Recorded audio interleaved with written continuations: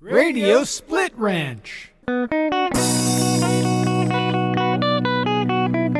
Hello and welcome once again to Radio Split Ranch, a monthly visit with the Capital Region's great broadcasters of the past and sometimes present. I'm Warren Garling when I'm not on the radio.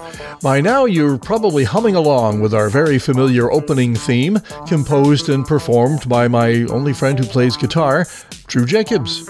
You've heard Drew's clever parody pieces on the Dr. Demento radio show and on a bunch of CDs he's released over the years. Perhaps you've also seen him in concert. He's great. If you're not a fan yet, it's so easy. Just go to drewjacobs.com.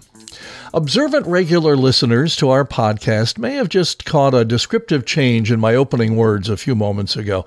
As we continue to connect with professional broadcasters who've entertained and enlightened us over the years in the great Northeast, I find that we've outgrown the radio personalities descriptor. So I changed it this month to the general term broadcasters. Probably should have done that a couple of months back when Jack Arneke was our guest, as he was better known as a TV newsman than a radio disc jockey. And the same applies to our guest this month. While she began her career on the radio, like many of us, she made her mark as a television broadcast journalist at a time when it wasn't easy for a woman to succeed in this male-dominated industry. Let's hear the story directly from the horse's mouth, and you'll get that pun shortly. Here's my talk with the talented Tracy Egan. I'm sitting with perhaps the person that I've known the longest of all I've interviewed so far, because I knew her before I left high school. Mm-hmm. Tracy Egan and I are the Burnt Hills, Ballston Lake Senior High School, and thank you for joining me in the Radio Split Ranch today. I had no idea when we were in high school that you had any kind of broadcast interest. I guess we just never talked about that. Right. We were in a high school play together. Mm-hmm. I remember doing that, The Diary of Anne Frank. Mm-hmm. And you were the father, right? No, I didn't play the father. No. I kind of wish I had. The guy that played the father was very good. I was Mr. Crawler, I think his name was. It was one of the guys that was helping to hide the. Sally Mills was in that play with us. Yes, there you go. Yep. And didn't you play the sister? I played Meep. Yeah. Okay, there you go. And at that time, when we first got to know each other a little bit, I had no idea that you were interested in any kind of thing that would get toward broadcasting. So where did the interest start? Was it in high school? Well, actually, before that, okay. My father had been in the Second World War. Okay. He was in some special branch. Mm-hmm. He served in Adak in the Aleutian Islands. Okay. And he helped write and publish the newspaper with It'll come Lillian Hellman's boyfriend. Oh, gosh. I remember Lillian Hellman, but I don't remember the boyfriend. Sorry.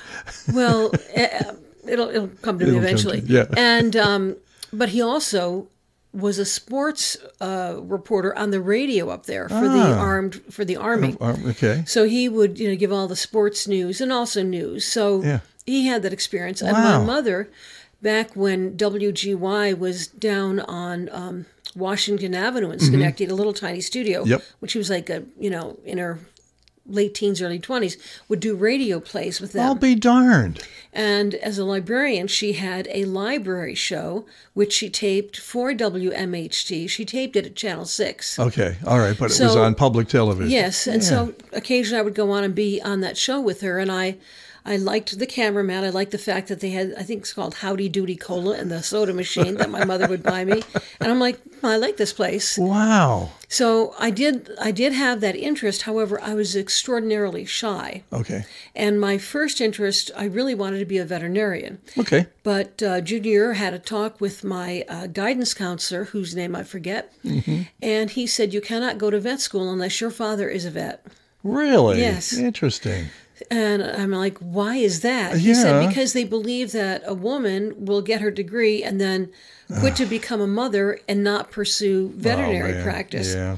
So then I'm thinking, well, then I have to do something else. Okay. And so I had this idea in the back of my head, but because I was so shy, I knew I had to do something to get out of it. So being in a play, and any play I was ever in, always before I would go on stage, I would say, why am I doing this to myself? You and me both. Oh, my goodness. Why? I enjoyed it, but I don't know about you, but the memorization for me was really tough. I wish I had been born earlier to be able to be a radio actor, because if with the script in front of me, I'm fine, you know. But memorizing was tough for me, and I was in a lot of school plays, but it was always a rough go. Yeah. Well, I was so naive. I thought that Walter Cronkite memorized his script, and that's why he was able to look in the camera all the time. So I was always practicing memorize. The first book I memorized was The Black Stallion. Well, good for you. Yeah. So was the Diary of Anne Frank not your first play then? You had done some stuff before then? Well, before then, this is a very sad story. I expect violence. Okay. When I was in 9th grade and very shy, I took typing, and I was a pretty good typist. Yeah. But at the end of the year, we had to take a typing test, and my typewriter was broken. You know, there's this kind of a lever on the old-fashioned typewriters that you push, and then the carriage goes back. Mine was broken, so I had to stop, take 2 hands, move it back over, and then type. Oh, no.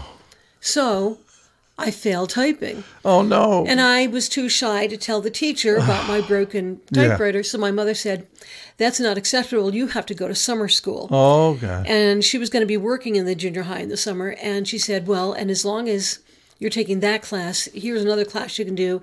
It was a theater class with Dan DiNicola. I'll be darned. Isn't that crazy? So we did, it was a series of poems, one of which was I Was a Slave to Men. I'll be darned. So I thought that meant I was a slave to men. I thought it was a slave. A slave Southern thing, yeah. Right.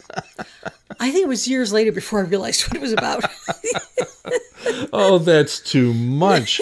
Well, Dan plays a part in both our lives then, because Dan helped me get the announcing gig for the senior high. That my senior year, I did all the football games, all the home football games. I was the announcer up in the booth. And I had gotten to know Dan taking, I don't know, film as art, I think, or one of those courses he taught at Barnes. I took a film course from him too. Yes. But he certainly encouraged me and also taught me a very important lesson. Of course, those are my classmates on the field. Yes. So after the first touchdown up there, I'm in the booth, and after the first touchdown, I'm jumping up and down and cheering, and he pulls me back into my chair and he goes, "You're either going to announce the game or go down there with everybody else and cheer your team on, but you can't do both." Oh. And it's something you do have to learn, obviously, not only in sports, but as a journalist, that you've got to stay the middle ground. You can't, show any bias. Yeah. Well, I can't say that Dan encouraged me. Okay. Because when I said that line as if it was a slave, he said to me, "You could hitchhike cross country without getting raped." And I said, "If I tell my father you said that to me, he's going to knock your block off." Yeah. He goes, forget I said it. And then I found out a few years later, it was a Lenny Bruce line. It wasn't even original to him. Oh, gosh, he's using a So here I am. I'm told, can't be a vet. He's telling me, I can't pursue broadcasting, or that I'm, too naive to live. So sometimes when you're young, you have to ignore the negative voices. Yeah. My parents might not have encouraged me, but at least they didn't give me negative discouragement. Good. So I just listened to my own drummer and forged ahead. Excellent. And when I got to Albany, where I didn't really want to go, I marched right into the radio station and that being able to do that tape. Yeah. So then a couple of years later, I had then transferred to Manhattanville College of the Sacred Heart, where I fit in better. Oh, there you go. To give you a little bit of what life was like on that beautiful campus in Westchester County, the girls would get up and they'd go to breakfast, and most of them would bow their heads and say a prayer. If you went out on a date, you came back to the front of the building, and a nun would lean out the building and yell, "Remember, you don't owe that man anything."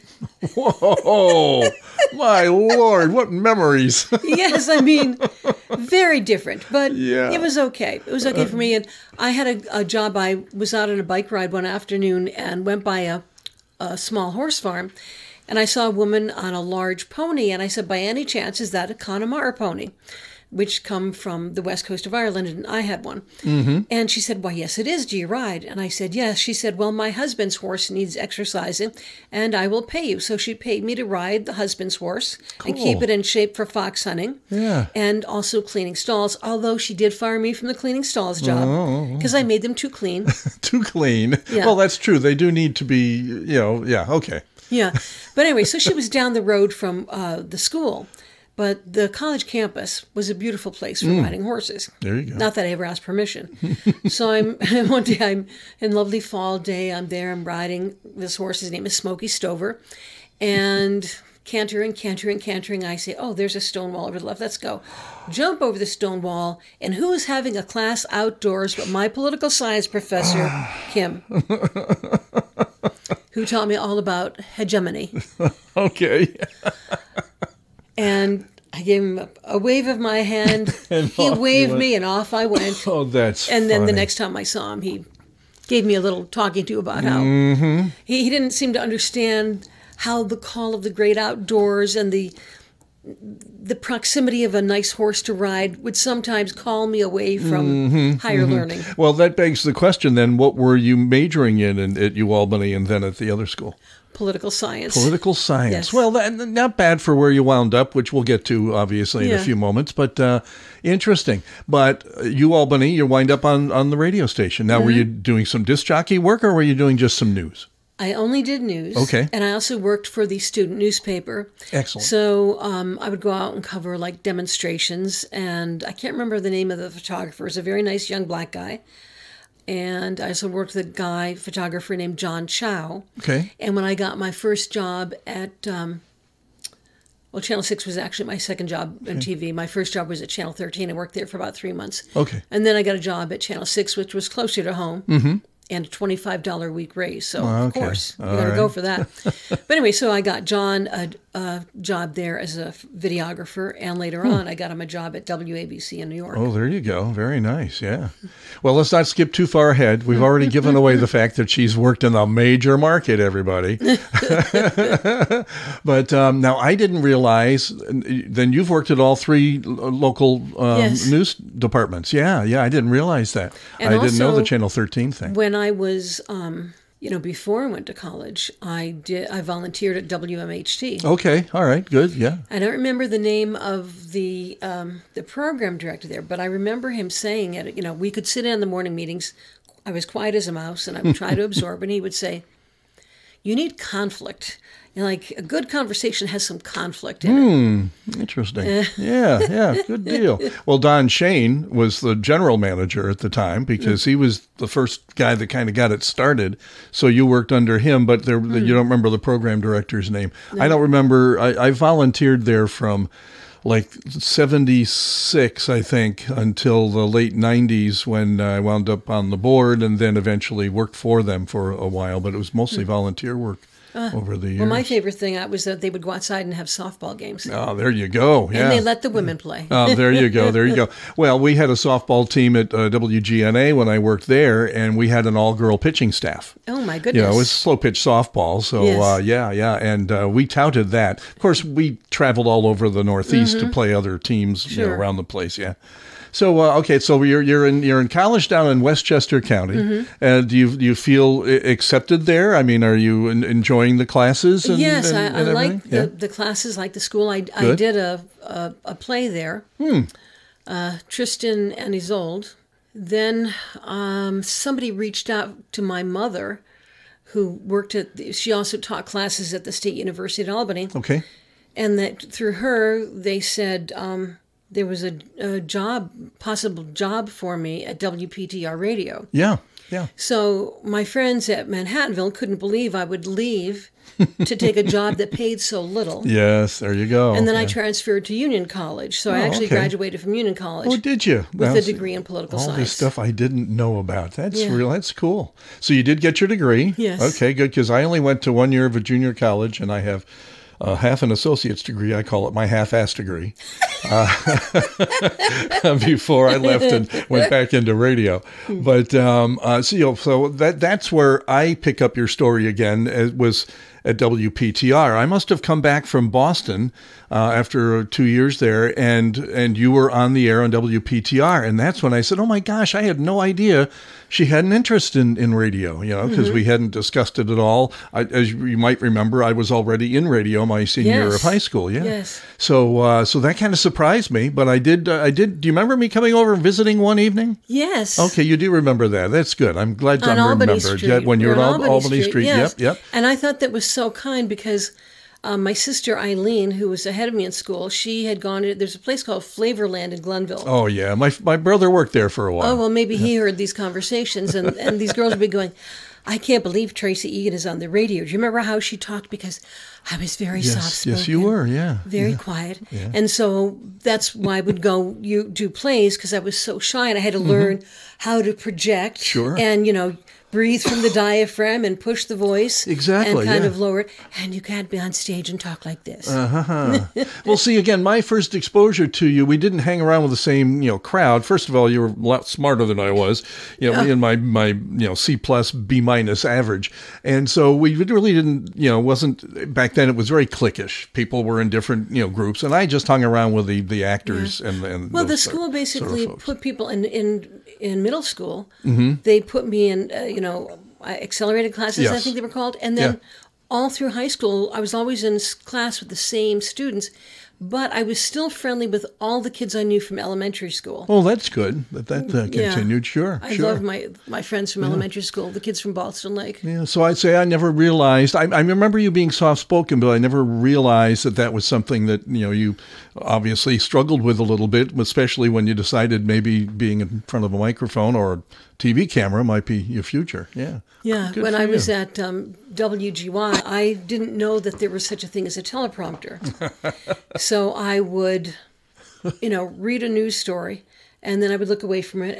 I would say the whole news story out loud to practice for when I started to do stand-ups. Yeah. So that day one, when I was in TV, I could do stand-ups. Wow. See, that's the part that would have driven me crazy. Because I thought when I was in news for a while, right out of college, I thought this might be a direction to go. Walter Cronkite was my hero. Yeah. And I just thought, oh, I could do that, And then I realized that I really needed the script in front of me. So you learned early on that was going to come in handy when you're doing stand-ups and you don't have a teleprompter. I never discussed with my mother or a guidance counselor because I just found that the adults, they didn't see that I could get to where I wanted to be. But my mother used to give me so many biographies to read when I was a child, that I would see these very famous people, movers and shakers in the world and in our past, had overcome such hardship. Oh, yes. Which taught me if you really want something, you keep working on it, you figure out what it is you have to do. It's no good to dream if you don't figure out how to accomplish the dream. How to get there, yeah. You look at someone like a James Earl Jones, who was a stutterer as a child. And for him to develop into who he became is just, phenomenal. And so you look at people like that and say, well, I got it easy, well, good for you. So out of college, you decide to come up and work at, not even out of college, you're going to continue at college, Union. Yeah. And you're on WPTR. You were doing evenings, if I'm not mistaken, weren't you, the news? Yeah. That's when I remember coming by and saying hi and catching up with you a little bit. And so where did it go from there? Who first of all, who was at PTR when you were there? Who was your news director? Bob Lawson. Oh, yeah. Great Bob Lawson. Yeah. Unfortunately, he's passed away. Yeah. But he was a terrific person to learn from. I'm sure. And, now everybody wants to be an anchor. Yeah. But back then, I really wanted to get out and cover news stories. So on hot days, he would let me cover news stories. Nice. And sometimes, he would cover this, mostly he would cover the stories and leave me tape stories to put little cartridges we had, machines we'd push in. And one day I read an introduction to one of those stories, and he called me up. He usually came in the state, and he said he laughed so hard he drove off the road. Oh, jeez. There was some investigation in Albany into an Albany madame. It was an Albany madam. Yeah. But not in my mind. It was madame. I was still fresh from Manhattanville College of the Sacred Heart. Exactly. I thought it was madame.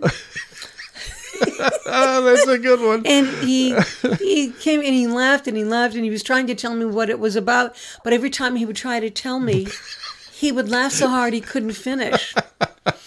And Bob was the one who taught me how to handle inappropriate behavior. I guess I won't say the name of this guy because I don't even know if he's still alive. That's fine. He would come into the newsroom and I'd be alone at night, and he would be drunk, and I would be scared, whatless. Oh, sure. So I told Bob about it. So he said, you have to say, let's say the guy's name is John. Okay. John, you fat, F-U-C-K, get out of my newsroom. And I'm like, John, you fat, F-U-C-K. No, you have to say it. You can't spell it. And he had me practice. John, you fat, get out of my newsroom. And I said it to him the next time he came in, and he looked at me, and I thought he was going to kill me. And then he laughed, and he fell down. He'd crawl a few steps, grab onto the side of the wall, stand up, turn back, look at me, laugh, fall down laughing again, and then he would crawl, and he'd sleep off his drunkenness in his office. Oh, Lord. Oh, gosh. I don't know if you beep those things out in your podcast. Yeah, I might. I do have a granddaughter that I hope will listen to this someday. yeah. So. But anyway, I mean, yeah. That's the kind of school Burn Hills was. I never heard anybody there say the F word. Oh, no. Same here. Certainly never heard it in my home or any of my friends' homes. I didn't hear it at UAlbany. Yeah. I didn't hear it at Manhattanville College of the Sacred Heart. Well, you see, that's where I've got you beat, because I went to work for, a 1,000-watt, daytime, 250-watt nighttime radio station, WSNY in Schenectady, and I learned four-letter words that I had no idea that existed when I was just 16, because these guys weren't going to hold back for me. They, they wanted to impress me with how, worldly they were.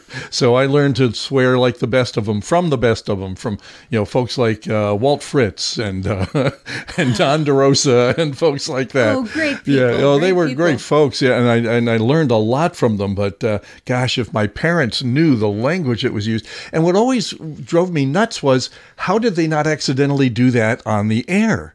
Because they talked so basely, so basic off the air, that I would be afraid if I did that, I'd turn the mic on and accidentally do that, Oh, yeah. Well, even to this day, I will tell people, I don't want to hear that word, because I was afraid if I heard it too frequently, it might come out of my mouth. But another thing that I'm grateful to Bob Lawson for was he taught me the value of putting your foot down about unacceptable behavior. Yeah, good. I was at Channel 7, and I had a news director who, when I took time off to have my baby, he would call me up and say, well, dear, when are you coming back to work? Well, dear, how are you today? And finally, I went in to see him. I didn't have an appointment. I wasn't back from work yet. Went in his office, closed the door. I said, may I speak frankly? He said, yes. I said, I'm not your dear. I'm never going to be your dear. Don't address me that way. Nice. Good for you. Good for you. And it worked. Yeah. And we're right here, we're talking the 70s or 80s by this time? By that time, it was 80s. 80s, okay, yeah. But still, I mean, God, that's only 40 years ago. So much has changed since then. Thank God. Well, you know what I didn't realize until I saw a documentary old documentary, I found it on the web, about Channel 7 Eyewitness News. Only shortly before I got there did they have any women at all. Wow. Okay. It was all men. Yeah. And that's really what the business was. And we had a general manager in the 80s who said to me, well, I never could understand why they let the broads in broadcasting. Yeah. No, crazy stuff. Yeah. It did change in the 70s, but I didn't work with a female disc jockey until 76, probably. Yeah. I think we first got our foot in the door mostly as news people. Yes, yeah. I don't know why they found that more acceptable. Yeah, I'm not sure either, but there's certainly some groundbreaking women that I'm sure you admired over the years. Oh, yeah, there you go. Yeah, on WGY. Yes, yeah, Ellen Midnight, sure. So I wondered what became of her, because it really was. It wasn't like a female talk show like. WGY had a noontime talk show with Martha Brooks. Yes. And then later it went to Ellie Pankin. Right. And they were, talkers, know. Yeah. And Ellie, of course, broadened what the topics could be about during her lifetime. Yeah. But before that, it was, these recipes. Exactly. Yeah. So what happened after WPTR? How long were you there at PTR? Do you know?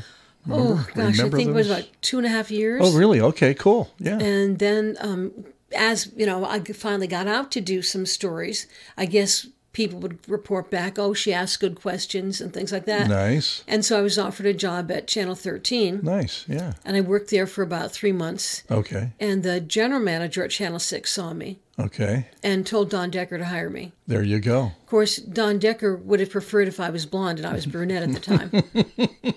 Yeah, again, it was a slow change, folks. Yes. It took a while to come around. But so now Channel 6 is where you really made a mark. That's where I remember you, really, making a place for yourself.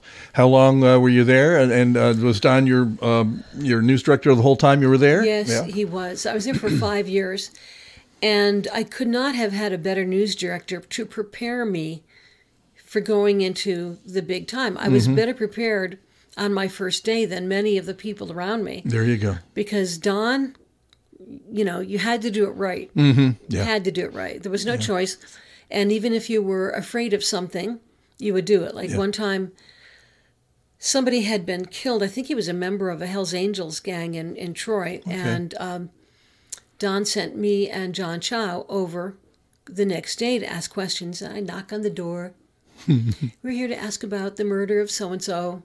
And then we go out and nobody came, the woman who answered the door did not provide any men to talk to us. Okay. So we go out in back of the house and there was a reporter and a photographer from the Troy Record, and they had come in a little Volkswagen. Okay. So that woman that had answered the door, she comes out of the front of the house, comes around, and she sicks 2 dogs on us. Oh, jeez. And John Chow is going, Tracy, I want to help children, protect me.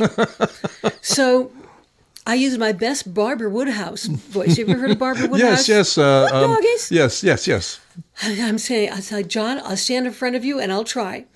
So the 2 guys from the Troy Record jump in the Volkswagen. They take off. The dogs are coming at us. And I'm, good doggies. Back up, John. Good dog. Get to the car, John. And the dogs, the Barbara Woodhouse voice worked. They're wagging their tails. I'll be darned. Yeah. There you go. Yeah, she was PBS, if I'm not mistaken. Once again, did a show on training dogs. Yes. Yeah, very popular for a long time. Yep. Yeah. That's wild, boy. Because that's smart, Tracy, for you to think that might work. Especially when they're dogs that belong to the Hells Angels. Well, the way I was able to buy my first horse was by saving money. I got, aunts and uncles would give me like $1 for every birthday. Nice. And then I went out and got paid like a quarter or a nickel to train my neighbors' dogs and cats to do tricks. I'll be darned. Yes, and the only thing I would ask is say, please don't give your dog breakfast. Please don't give your cat breakfast. Okay. And then I would come and I would have, treats. Cheese, treats, and when you train and years later. So this is how I could teach dogs to do almost anything, but there was this one dog, I could not teach him to stay home because he liked me too much. Oh, okay. So he would leave his house and he would come down to my house. And my father would say, you walk that dog back home. So I'd walk the dog back home. I'd get home. 10 minutes later, the dog is back. Oh, jeez. So anyway, this went on and on. But many years later, I did a story at the Ringling Brothers Barnum and Bailey Circus in New York, where I met, what is the animal trainer's name? I had it a second ago. Famous animal trainer. Yeah, it'll come to you. Yeah, and he said, I think you can go in the cage with the big cats. Whoa. I said, I know I can. So I go in, he's with me. Sure. But he's telling me, softly what commands to get, and I did. And we come out, and he said, how did you know you could do it? I said, I used to train animals. I would train rabbits and young deer to come to me in the woods. Isn't that crazy? Yeah. And he said, if you teach an animal a command through its stomach, it can never resist that command. There you go. Yeah. So smart. There I was, 4 and 5 years old, figured it out. Jeez. A woman of many talents, I'll tell you. or a very weird woman. Very weird ones, yeah. And, looking back now, you probably would have made a great veterinarian. I mean, you just have a connection. and it's a shame that, well, we're happy that what turned out and you had a nice career, but it's a shame that somebody discouraged you from doing that. That's too bad. It is, and also Stan Garrison was a really well-known vet in Burnt Hills. Yeah. So when I was a kid, I would go around with him, and when he would go to the farms. So I would, like, if a horse was getting gelded, I would hold the horse while he gelded it. Then he'd go off to talk to the owner, and I would hose the horse while I was standing there. Okay. One memory I have is of a cow that basically shot its uterus out when it delivered. Okay. So I had to hose it off. We put ice on it, and then he got these giant vials. And, maybe I'm exaggerating, but not by much. Okay. I'm holding my hands fingers about 10 inches apart. 10 inches apart, yeah. So I wasn't much help, but I was some help pushing it back into the cow. Oh. And then he gave the cow these giant vials of antibiotics. Okay, wow. And none of this bothered you growing up because you were around it all the time. So, yeah. Yeah, and now I have a horse farm. I figured you did. So you pretty much got to be a vet with my own horses. That's true. That's true, for sure, yeah. So, learned a lot, and you've already told us of some, memories you have of the days at WRGB Channel 6. Who were the folks you were working with on the air back then? The anchor was Ernie Tatro. Sure, yeah, makes sense. The next in line, Don Craig was there. Okay. Ed Daig was there. Sure. Wasn't Bob McNamara doing sports at the time? Yes, Bob McNamara was doing sports. I thought so before he went to 13. Smith. Oh, I remember Sharon Smith. Sure, yeah. And Liz Bishop did sports on the weekends. Yes, yeah. And, of course, Liz has been there since like 1970, if I'm not mistaken. I think she's well over... No, I don't think so. Not that far back? I think it was more like... Maybe 75. Okay, all right. Well, I know it's been quite a career there that she's made for herself. But you had some good folks that you worked with, and I'm sure learned from. Any other outstanding? A lot was happening at the time you were there. You're talking now the late 70s, early 80s. Well, I was here in the late 70s, and Ed Daig I learned a lot from.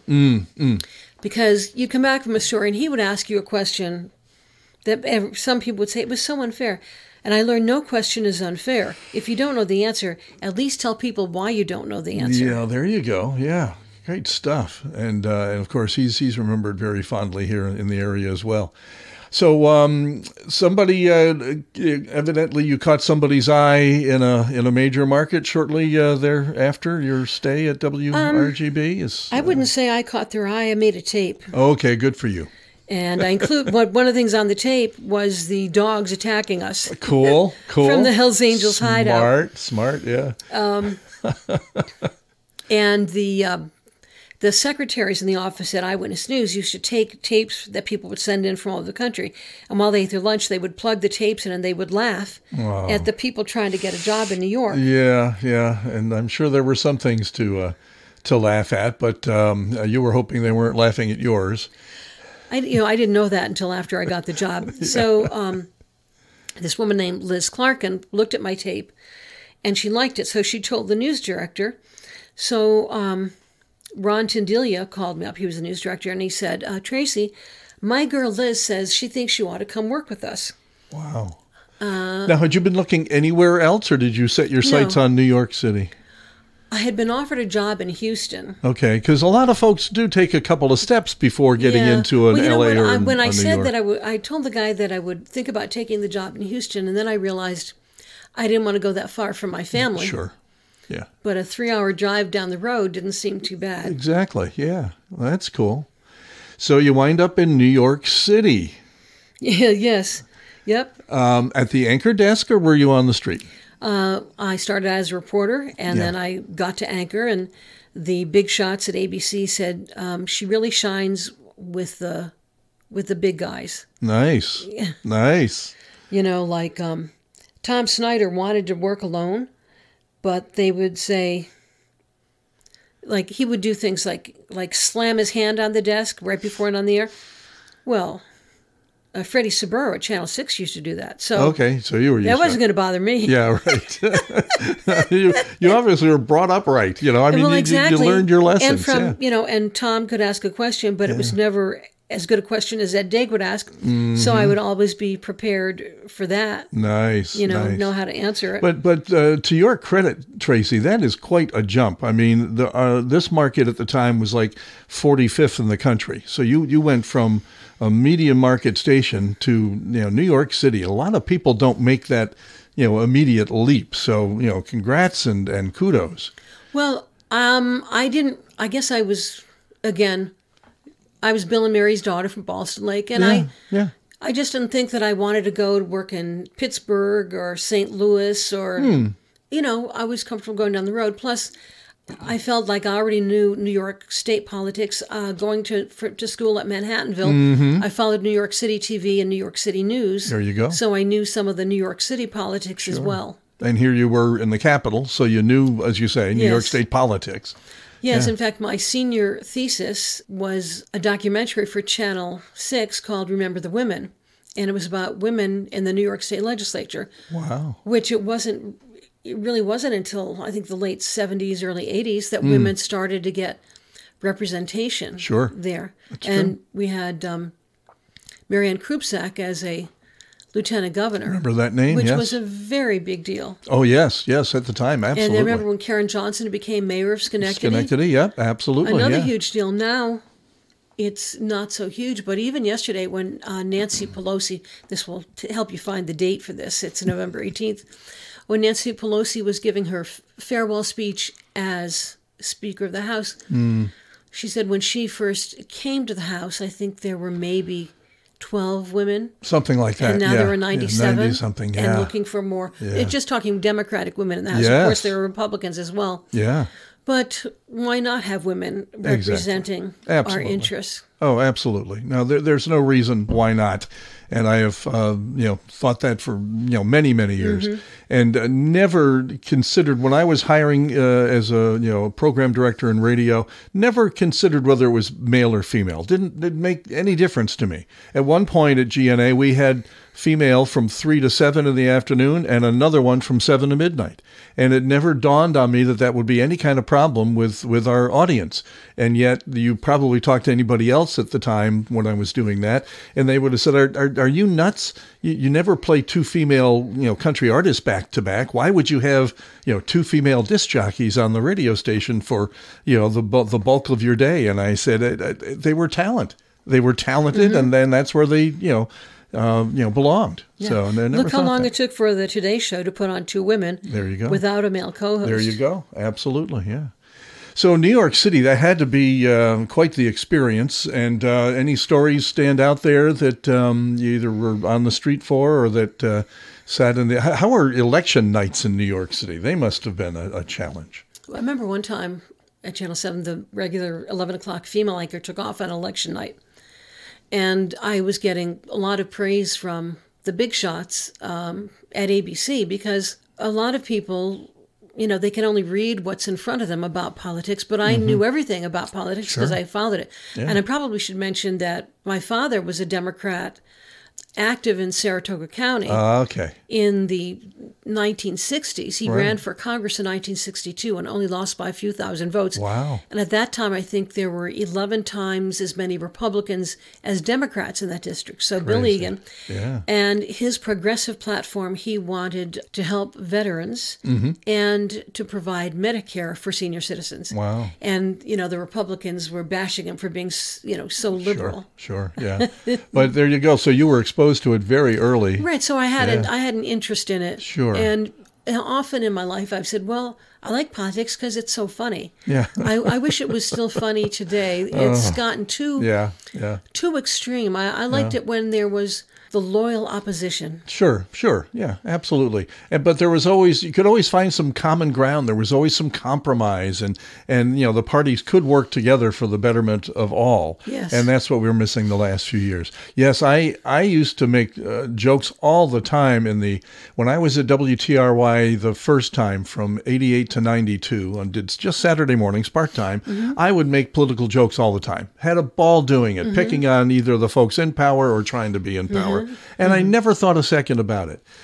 My final few years on the radio, when TRY was now FM, and I was there from I was there from 2002 until 2020. The last 5 or 6 years that I was there, I didn't dare do anything political.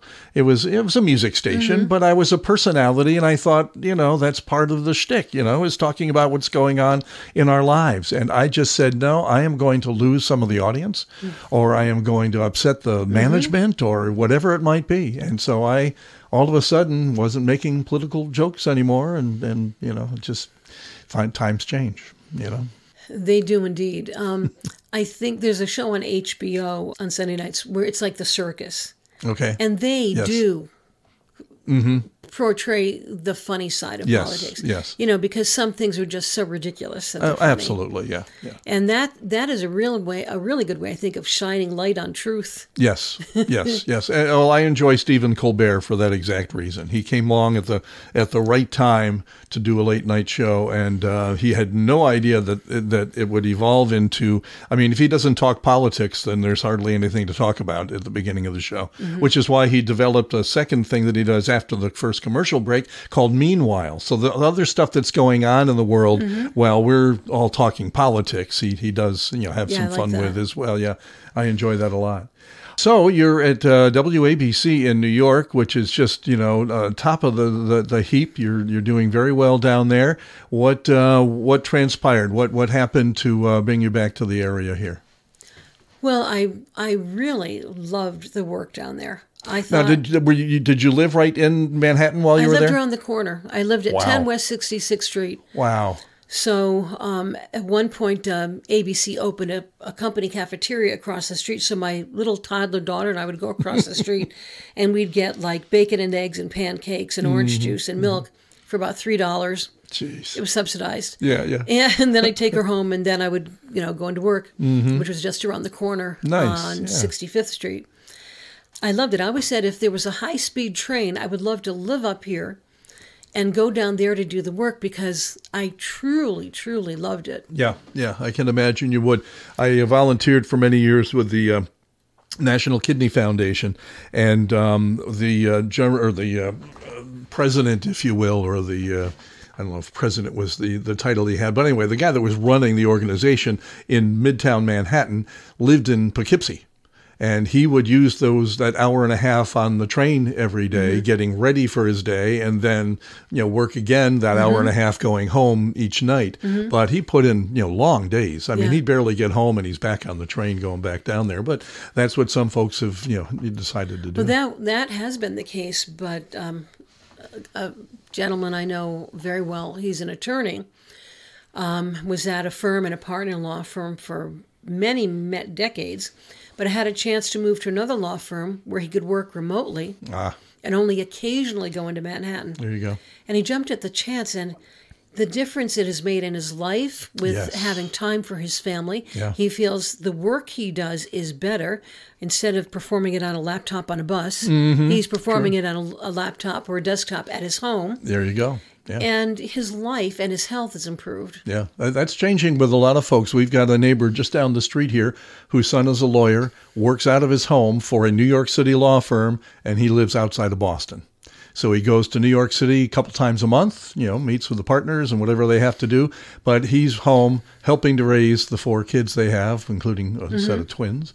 And he said life has just been, in some cases, you do have to thank COVID for opening our eyes to the fact that we really don't need to be in an office setting to get good work done. Right. There are certain advantages to that, but there are a lot of disadvantages as well. So this young man, who's my son's age, they went to school together, is just very successful and doesn't have to be in the craziness of New York City, where my son happens to live at the moment too.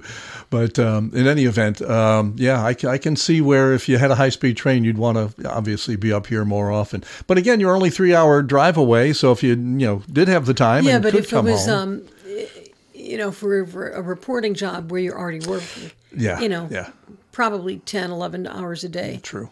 It would just be too hard. That's probably true. And then have to feed the horses before and after your commute. No, just too hard. Oh, yeah. Gunther Gable Williams was the animal trainer. Oh, sure. I remember that name. Yes, with the Ringling Brothers. Yes, yeah. the cute little outfit, the whip, and the German accent. Absolutely. You will do this. You will. I think anybody our age listening will remember that name. Yeah, he was very popular. Yeah, yeah.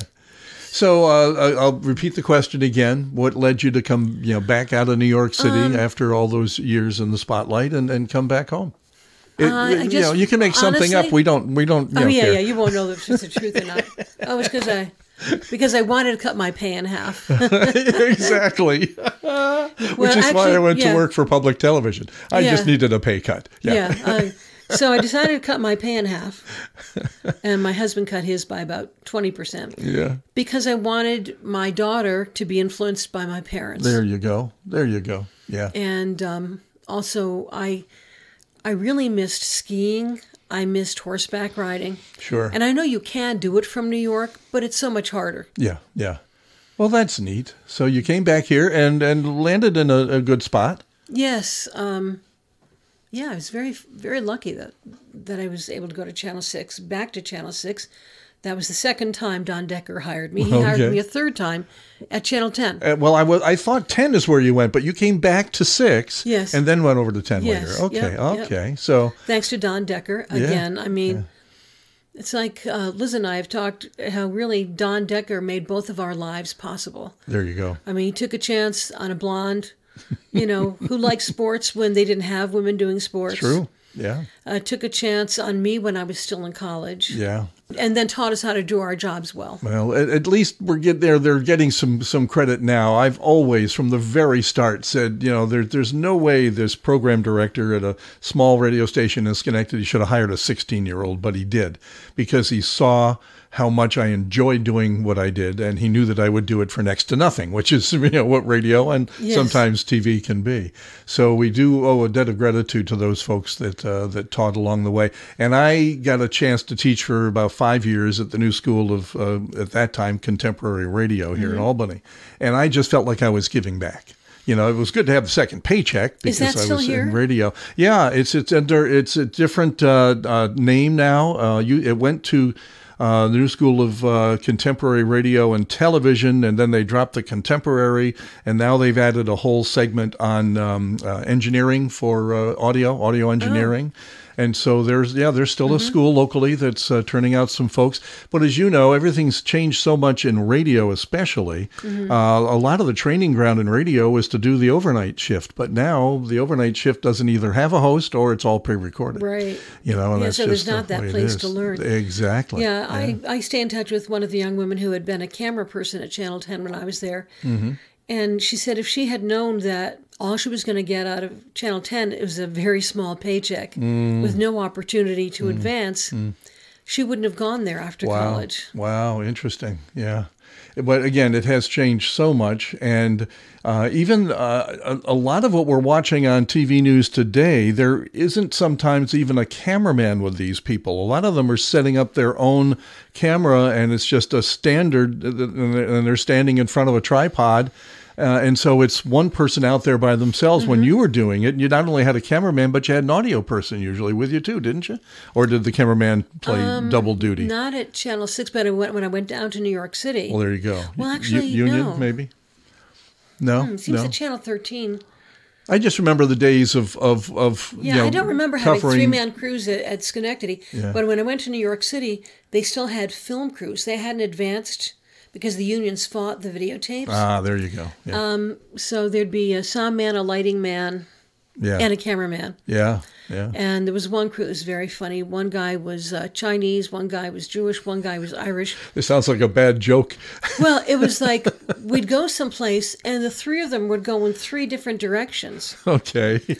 And sometimes for permanent separation. And then, the last guy, out would have to catch a cab and meet us back at the ranch. Yeah.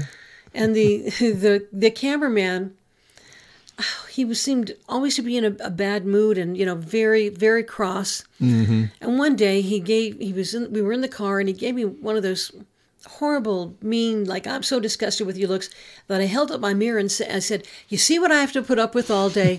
And he looked, and for a moment I thought he was going to be really mad, and then he laughed. There you go. Yeah, exactly. So there, it's like the general manager moment at Channel WPTR. Yeah. You stand up for yourself, and then they see the humor in what they're doing. Exactly. Yeah, yeah.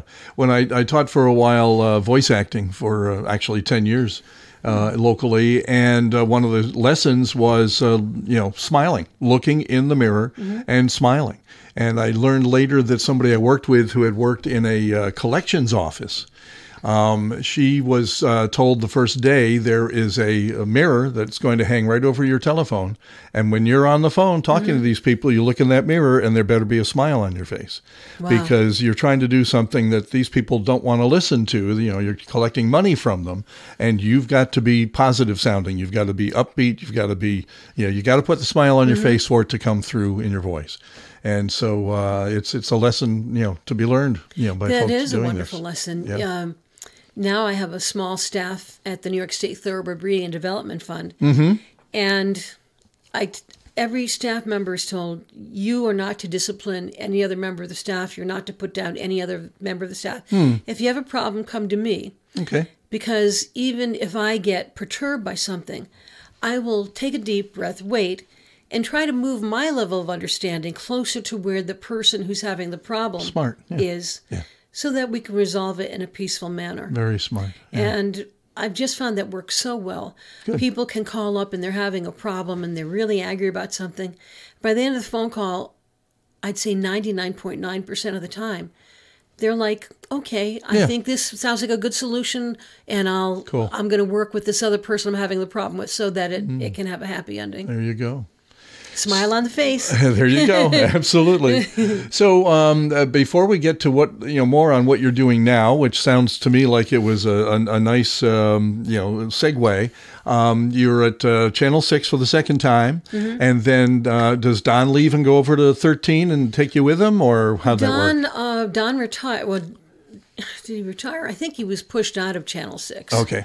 And probably making too much money. We talked about that before we started the recording. He may have here. been making too much money. Yes, that's probably it. That's probably it. Because why would you get rid of a guy who was always number one? Exactly. Was a great trainer of young people. Yeah. So he left. Then I was there, and then I was making too much money. And the news director that was there at the time told me he didn't want to have two women going through menopause at the same time. Oh, jeez. And I told the other woman, she said, well, I'm going to be sure to tell him I'm younger than you. I said, only by a few months. Oh, Lord. But anyway, I'll tell you. Funny. Oh, that's too much. But it's all worked out because the job that I'm in now, I mean, maybe it was because my mother was praying to the Holy Spirit, but it's a perfect job for me. There you go. It's a perfect blend of working with people. I work with government. Okay. I have an understanding of politics. Yeah. So I'm very careful how I tread. Sure. Very careful how I tread, what I say. Yeah. And of course, it involves horses, which I love. I prayed so hard to have a horse when I was a kid that when I get a horse, I generally have it for its whole life. There you go.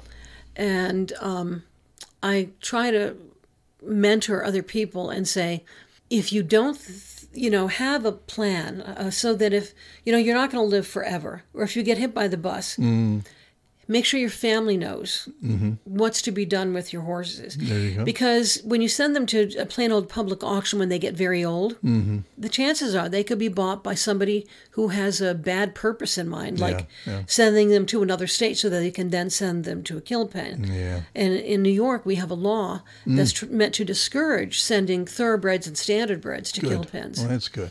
It is good, but me, I don't understand sending any horse to slaughter. Especially if it's been your riding horse. Oh, sure. It's your riding horse. It's like they're like part of your soul. Oh, yeah, absolutely. You're, up there in the Adirondacks, breathing in the beautiful air. This beautiful animal is in spirit with you. And like my horse Prince, we'd get to a river, and I'd go, oh my gosh, I'd love to go to that island. But how am I going to get my horse to go over? And I would just think it, and off he'd go. Wow. He was the best wild? horse. Yeah, that's terrific. So obviously you didn't have trouble with the transition out of public life into a little bit more private and into a business that engulfed, what you aspired to from the start. I love it. And my father was involved in real estate for 40 or 50 years. Okay. So in the early 1990s, as he was getting older, I decided I would help him in his business, so I got my real estate license. So mostly what I did with him was sell mostly horse farms and lakefront properties, which is okay. Now I do more residential, but I'll still do the occasional horse farm or lake property. Nice. And I have a wonderful broker. Her name is Jennifer Fortune. Okay. A Fortune Realty Group. Her stepfather is the supervisor in the town of Clifton Park. Okay. She's like 38 years old. She started in real estate when she was 18. And of course, being only 38 years old, she is a master of all the tech. There you go. Because real estate has changed tremendously. Oh, I'm sure. Yeah, thank goodness, because it used to take hours sitting at somebody's table to fill out a form for listing. Yeah. And now there are forms on the computer. Sure. Bing, bing, bing. You type it in, and pretty neat. As type as you can fast and they can talk, you've got it done. Yeah. Again, that helped. That your business and that business, real estate business, but I look at what it did to radio, and it's sad, because what radio wound up is today is all pre-recorded, and you're not hearing too many live folks anymore. Your live announcers maybe in the morning, but after that, they're sometimes not even in the same market. They're elsewhere, and they're recording. We call it voice tracking. So it's changed a lot. There's no more. I used to love crossover, when I would take over for the guy in front of me and a guy or girl in front of me, and then the next person coming in after me, and there'd be that crossover, that talking back and forth and laughing and saying, well, you're going to have a great 4 hours with with this guy coming up.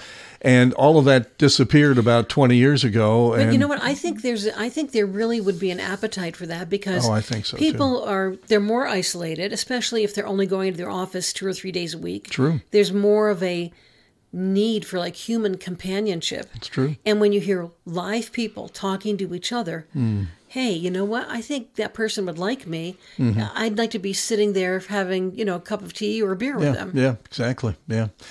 Well, I guess there's still some in some of the smaller towns and villages around the country. There's still some, radio stations that do it that way and do fine and sell time, which is, how you stay on the air.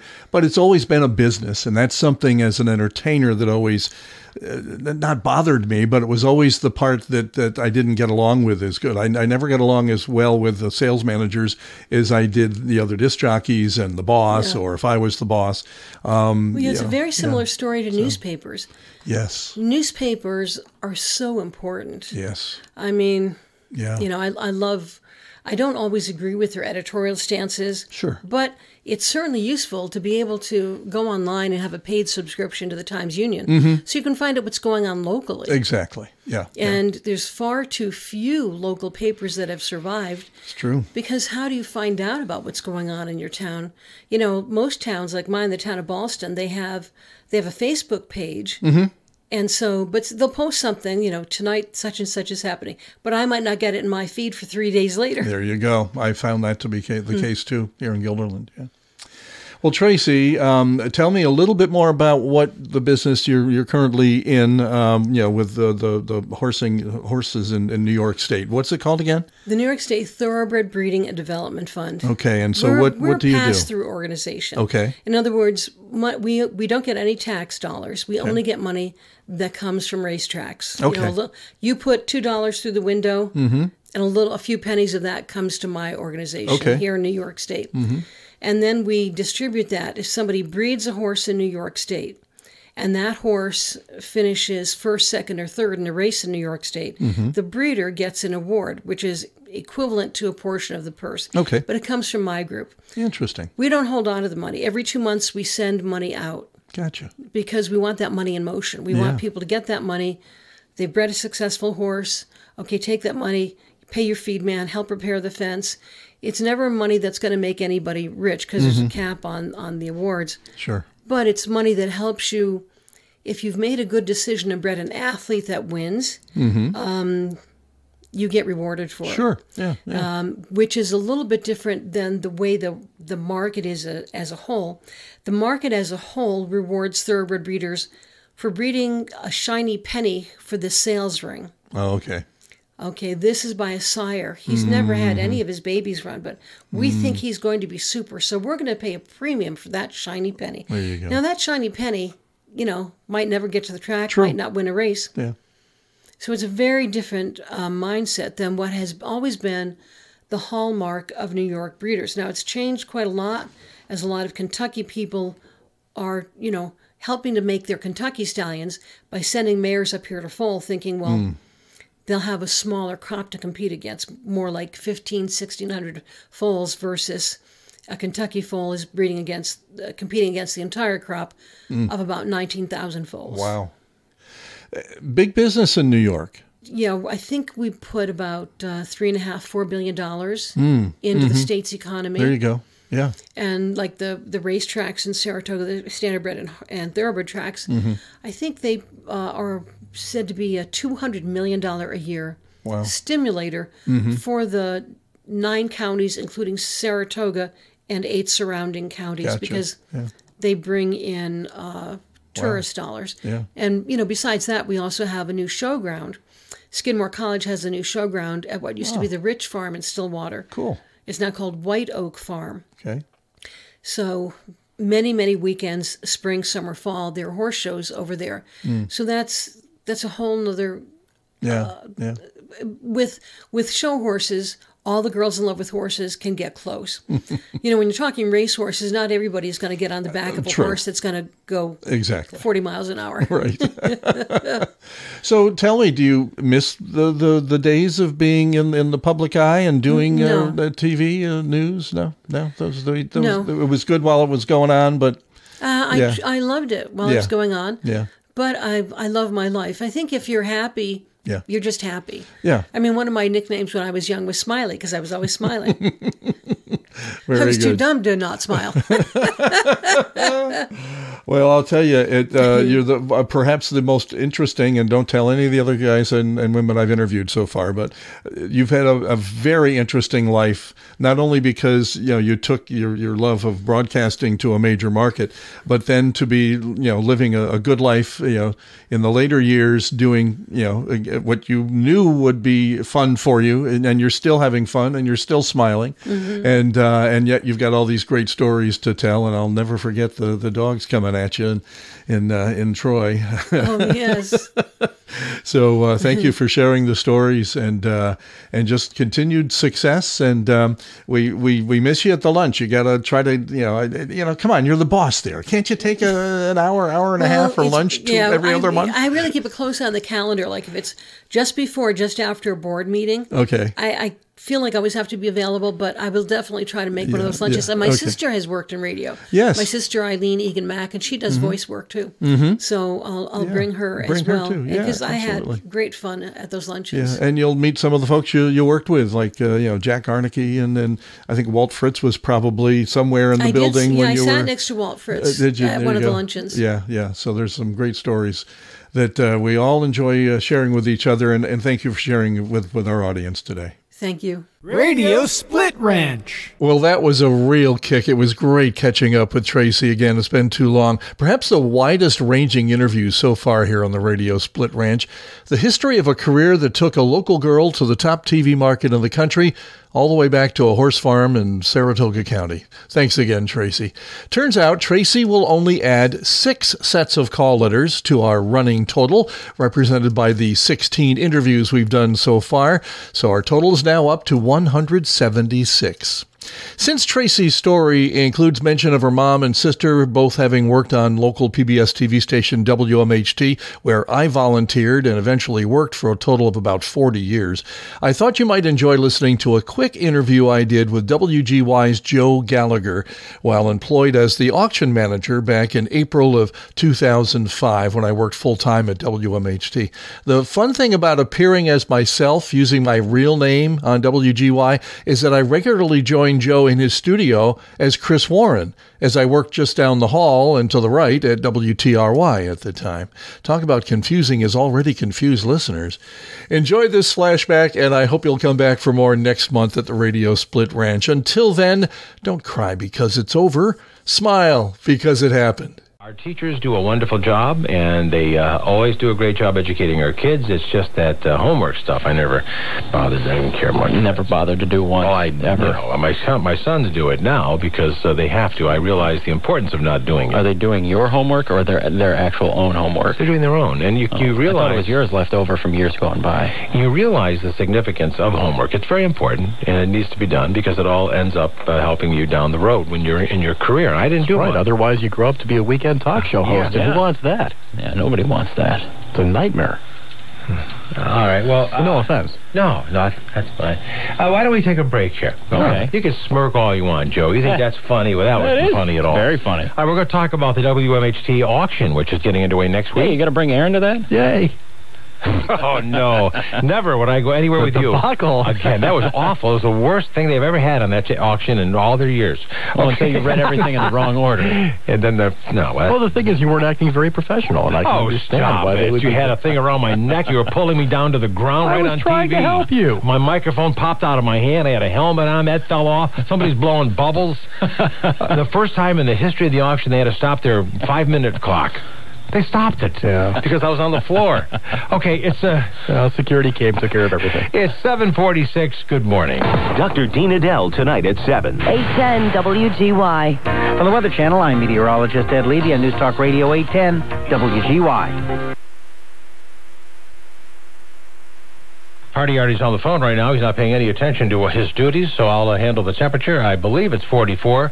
These bifocals don't really read the numbers that great, but 44 sounds... Is it 44, Joe? Yes, it's 44 degrees. Oh, it's pretty cool. You know what? I don't know why you keep turning on my microphone while I'm trying to talk to our guest. Joe has something he wants to play here, which is from my appearance on the Channel 17 auction. It's the reason I've never been asked back, but you're going to put that on? Yeah, okay. Sure. I don't think it's a good idea to put it on. I mean, it's not probably Mr. Garling probably gave you that. Did he give you something of an audio thing from when I was on it? Well, yeah, it's a little bit of a sound. Really have to. Joe Gallagher on the Channel 17 auction, and now we'll look to board A, or should it be board B? No, that's board C. Okay, we're going to go to item 5, item 1. Board D. Okay, board B. What? You want me off the... Okay. You want me out of here. Okay. Out the back door. Okay. Where's the back door? Out I went out the back door. Mr. Garling. Yes, Mr. Thanks Mr. for bringing that audio. Well, we appreciate that. Oh, that's okay. Did anybody tell you which door to go out of also? Or? How many boards do you have? How can a guy possibly not go wrong sometimes? Well, Joe, you just, we'd love to have you back just to, rectify the situation and then let people know that, it's not all that hard to do this. All right, I appreciate your kind words. Anyway, your auction start. When does your auction start? It starts next Friday evening. All right. Oh, Friday evening. Friday evening at 6 o'clock, and goes on from there for about 65 hours altogether over a course of 9 days. And how many items are up for a bid? Oh, gosh, we're closing in on 3,000 items this year. We've got everything that you can imagine. In fact, imagine something and ask me if we've got it, Joe. All right, imagine, how about art? Plenty of art, yes. In fact, including... our featured artist this year, which has done a wonderful piece called Hudson River Scene, and for the first time you can not only bid on the original, but the prints that we have available for a standard price will be giclée prints. They almost look like they're the original oils. They're just gorgeous, and it's a Hudson River Scene of circa 1800s and 1840s. That's beautiful. It's just beautiful. How about the original Magna Carta? That we weren't able to get, but we're looking on getting some photocopies. All right, so I know you do all things like from car washes to you name it. To cars. Hey, this year we actually had donated to us by our good friends at Robert's Fine Jewelry in Albany a 1966 Mercedes-Benz 250 SE. And it's in shape to be put into shape. You know, it's one of those, you know, put it in your garage and work on it cars, and we're expecting a lot of business around that. You know, the last time I was there, before the the problem with the board B, A, and C, I sat in these chairs. I thought we were supposed to sit to rest before we went on. It turned out they were very expensive auction items. And they were, and they became even more expensive after you got out of them. Now, you're going to have a lot of people from the community involved in this, too, right? We always do. We've got some fine underwriters from some of the greatest corporations in the area that come in, and they do guest auctioneering. We have radio and TV, but some of your favorite radio and TV personalities will be there, which is, you know, why Joe can't make it this year. But no, a lot of fun stuff. Let me tell you about some of the highlights. We've got a day of shopping in New York City with E's Fashion Emergency host Leon Hall. He's the guy that sits with Melissa and Joan Rivers and talks about the people coming down the red carpet and what they're wearing and all that stuff. He's going to take you shopping? He'll take you shopping. Who pays for that, then? Well, you have to bring your own money to actually do the shopping, but he'll make sure that you're spending it wisely. All right. Okay. And then there's we have Broadway show tickets. We have these great packages to Moving Out, which include signed posters by all the members of the current cast. We have tickets to the Glass Menagerie and other Broadway shows as well. We have golf and beach vacations that you can buy for up to like 200 different cities in the world that you can go to, and they're at a set price. But those are a lot of fun to purchase and go on vacation. But you know, the fun part is that there's something for everybody. How about dinner for six at the Rensselaerville Institute up in the Helderbergs? Great place. You have educational courses too, don't you? I'm sorry? Yeah, educational courses. Educational courses, yes. The Sage colleges and a few of the other schools in the area, Union University, have given us credit hours to auction off. We have family fun passes to the Great Escape. We have, here you go, Joe, if you're getting married soon, a White Rock Dove release, okay, where you have doves released at your ceremony. I mean, that's there. Several times an hour, we've got fine dining and hotel stays in the region and around the country. There really is something for everyone. How about synthetic suede blankets from Adirondack Blanket Works, baskets full of chocolates right up your alley here from the chocolate shop. Well, now you'd like people to overbid because that helps you Channel 17 with. Absolutely. Actually, what we were looking for is one of those magic wands that you have, and we would want to turn all the people bidding into overbidders. It'd be fantastic, and then we'd never have to worry about funding public broadcasting again. I was just going to say before you interrupted me, I was going to. Are you still there, Mr. Garland? I think so. I was going to say that what happens is sometimes people can get a great deal without. I mean, it doesn't go quite as high as you'd like, right? Absolutely. That's the fun of the auction. You never know. You never know. You might get bread for a year from Panera Bread for $60. Now, how can you buy bread for a year for $60? I know that. You can't. Now listen. So it starts Friday night. Starts Friday evening at 6 o'clock, and we're on weekends starting at 2 and weeknights starting at 6 right on through May 7th. And that helps. This is a very important auction for you, right? It is always, every year. This is our 32nd year of doing this, and as always, we need the money to keep the programming as strong as it is. This is our biggest single fundraiser that we have every year, and everybody can get involved. That's the fun part. Okay, we only got a sec here, but is this your last year in your current building, right? You're moving on to a new... Yes, it is. We'll be moving into our new digital facilities over in the RPI Tech Park this fall. We're really excited about that, and we're putting the guest list together now for that opening night, and if you slip me a couple bucks, I'll get you in. I can just see me around all that new stuff. That'd be great. It's going to be fun. It's going to mean even better programming for everybody here in the great Northeast. Well, that's great. Mr. Garling, always good to have you come on. Good luck with the auction. I know it's always a great event, and a lot of people get involved, and it helps you guys continue your great work at Channel 17. Thanks for your time today, and good luck next week. And thanks for helping us out, Joe. You bet now. Bye-bye. Warren Garling, he's the on-air auction manager at Channel 17. Do you think the new Pope will address the concerns of American Catholics? I'm Lori Bradley.